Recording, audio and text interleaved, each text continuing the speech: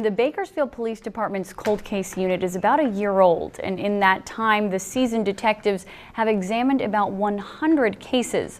Along the way, they've also looked at the possibility that some cases are linked and some victims may have crossed paths with infamous serial killers, including one who might be responsible for nearly 100 homicides.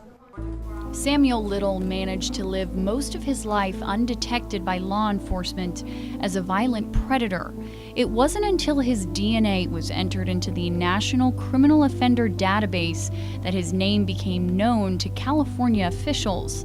His DNA matched to that of 3 murders of women in LA County between 1987 and 1989. We really believe that he's responsible for more throughout the nation, and especially in California. Little, now 78, remained steadfast in his innocence until 2018. He admitted to the 3 murders and confessed to 90 more, saying they took place between 1970 through 2005, scattered across the country. The FBI says his usual method of murder was strangulation. As of February, the FBI has conclusively linked him to 42 murders. FBI officials say Little is good with details, but not great with dates or names. So Little himself drew these sketches of women he says he's killed. The FBI has released 26 sketches so far in hopes of identifying the women. These sketches now become, the link to a family that is missing someone. They can now make that connection. The FBI says Little has confessed to 15 murders in Los Angeles and 1 murder in San Bernardino. But with LA only about 100 miles away, we wanted to know, could Samuel Little have ever been in Bakersfield? It turns out he was. Bakersfield Police cold case detectives confirmed that Samuel Little was arrested for solicitation of a prostitute in Bakersfield in 1973. That's particularly significant because the FBI says most of Little's murder victims are believed to have been prostitutes. Cold case detective Christina Abshire says she's examined dozens of murders of women, and so far there's been no DNA match to a local case. But the possibility that Little has killed in Bakersfield hasn't been ruled out yet. The same goes for GSK, aka the Golden State Killer, whose identity was revealed last year.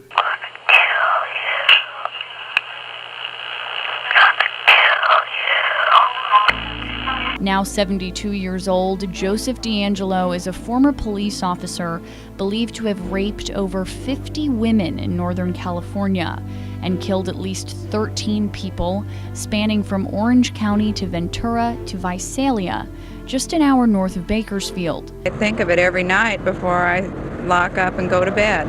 His crimes spanned through the 70s to late 80s.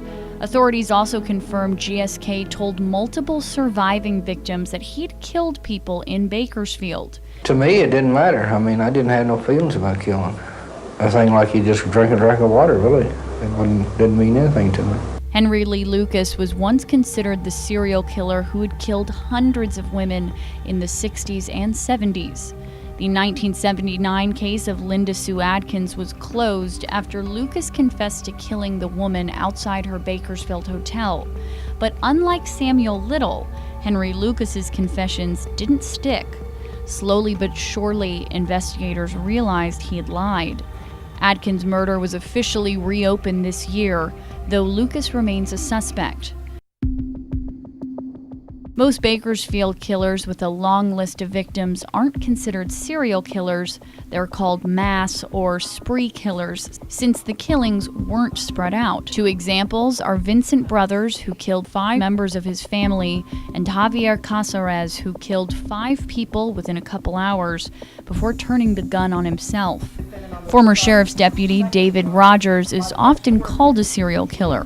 Rogers, off duty, would pick up prostitutes off of Union Avenue. Rogers was convicted of murdering 2 prostitutes in the late 80s.